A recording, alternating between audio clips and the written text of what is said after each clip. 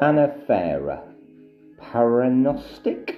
Pitchfork gave it a 7.6 and said the Menorcan singer and songwriter blends folk tradition and new compositions in a series of eerie, intensely focused performances honouring the rural character of the home island. Menorca would have been the last place I guessed. Sound interesting though. Track 1 sounded like it was recorded in the 1920s, and I thought, we've got something a little bit different here.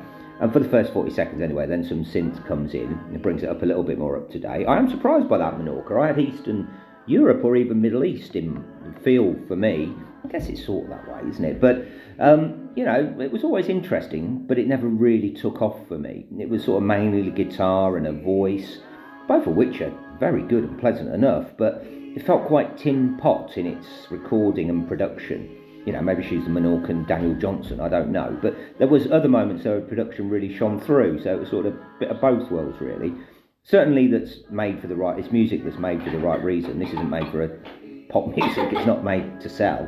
It's made because she wants to make it, and it's music that she feels we want to hear, and I sort of agree with that. It wasn't really until track 9, though, that a little bit of drums and a little bit of bounce came in, and that was definitely my highlight, track 9.